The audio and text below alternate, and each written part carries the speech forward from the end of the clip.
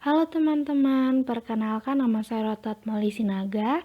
Saya dari Prodi D3 Keperawatan FK Unmul. Saya angkatan 2018 dan hari ini saya akan menjelaskan video edukasi yang sudah saya buat. Topik yang saya akan mau bahas yaitu pentingnya posyandu terhadap lansia. Selamat menyaksikan. Yang pertama, saya mau menjelaskan tentang apa sih itu posyandu. Pasti teman-teman yang lainnya nggak asing dong dengan kata-kata posyandu, tapi di sini saya mau menjelaskan posyandu terhadap lansia. Yang pertama, kita harus mengetahui dulu apa arti kata posyandu. Nah, posyandu merupakan wadah kegiatan berbasis masyarakat untuk bersama-sama menghimpun seluruh kekuatan atau kemampuan masyarakat untuk melaksanakan atau memberikan serta memperoleh informasi dan pelayanan sesuai kebutuhan dalam upaya peningkatan status gizi masyarakat secara umum. Dan menurut Departemen Kesehatan Republik Indonesia tahun 2005, posyandu lansia adalah suatu bentuk keterpaduan pelayanan kesehatan terhadap lansia tingkat desa atau kelurahan dalam masing-masing wilayah kerja puskesmas. Keterpaduan dalam posyandu lansia berupa keterpaduan pada pelayanan yang dilatari belakang oleh kriteria lansia yang memiliki berbagai macam penyakit. Dasar pembentukan posyandu lansia adalah untuk meningkatkan kesejahteraan masyarakat. Yang kedua ada tujuan posyandu. Tujuan posyandu ini terbagi menjadi dua, yaitu yang pertama meningkatkan jangkauan pelayanan kesehatan lansia di masyarakat sehingga terbentuknya pelayanan kesehatan yang sesuai dengan kebutuhan lansia. Yang kedua, mendekatkan pelayanan dan meningkatkan peran serta masyarakat dan swasta dalam pelayanan kesehatan, di samping meningkatkan komunikasi antara masyarakat usia lanjut.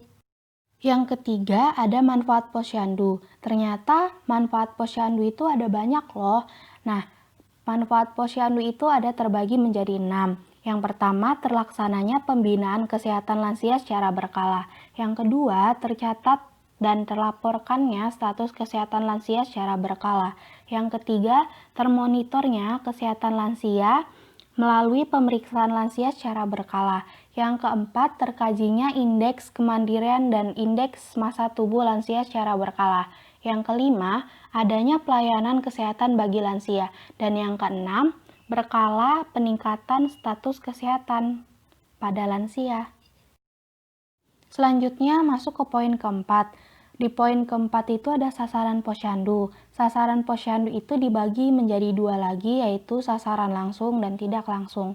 Di sasaran langsung, kelompok prausia itu dibagi menjadi 3 aspek, yaitu kelompok prausia lanjut dengan usia 45-59 tahun. Yang kedua ada kelompok usia lanjut dengan 60 tahun ke atas, serta yang ketiga ada kelompok usia lanjut dengan resiko tinggi dengan kriteria usia 70 tahun ke atas.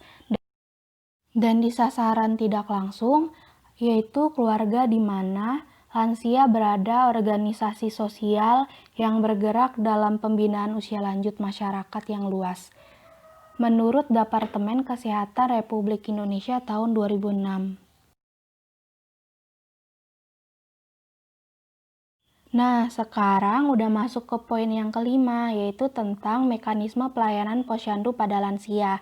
Ternyata, mekanisme pelayanan posyandu lansia itu ada berbagai macam mekanisme. Yang pertama, kita masuk ke meja pendaftaran.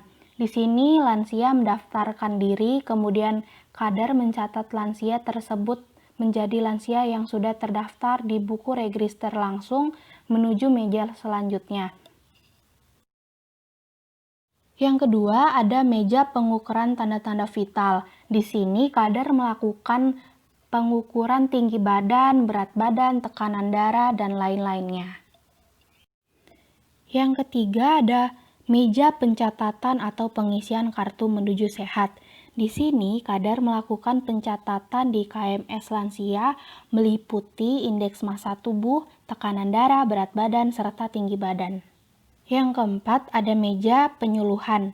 Di meja penyuluhan ini, adalah penyuluhan kesehatan perorangan berdasarkan KMS, yaitu Kartu Menuju Sehat, dan pemberian makanan tambahan yang dilakukan oleh kader-kader di Posyandu.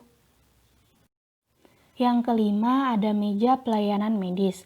Pelayanan oleh tenaga profesional, yaitu petugas dari puskesmas atau kesehatan, meliputi kegiatan pemeriksaan dan pengobatan ringan. Wah, ternyata kita udah masuk poin ke-6 loh, yaitu kegiatan apa aja sih yang dilakukan di Posyandu Lansia. Nah, di sini ada dibagi menjadi 4 kegiatan yang sering dilakukan di Posyandu Lansia ya. Yang pertama itu biasanya pemeriksaan status gizi melalui penimbangan berat badan dan pengukuran tinggi badan, dan dicatat pada grafik indeks massa tubuh atau yang disebut IMT. Yang kedua, pemeriksaan adanya zat putih telur atau protein dalam air seni sebagai deteksi awal adanya penyakit ginjal. Yang ketiga ada pemeriksaan tanda-tanda vital. Adanya gula darah dalam air seni sebagai deteksi awal adanya penyakit gula atau yang sering kita sebut DM, yaitu diabetes mellitus. Yang terakhir, biasanya kegiatan Posyandu Lansia itu adanya pengukuran tekanan darah serta perhitungan denyut nadi selama 1 menit, dan juga adanya pemeriksaan hemoglobin menggunakan alat Talsquid, Sahli, atau juga alat kuprisulfat. Gak kerasa udah masuk ke slide yang terakhir. Di slide terakhir ini saya mau menunjukkan kepada teman-teman dari apa yang sudah saya jelaskan tadi.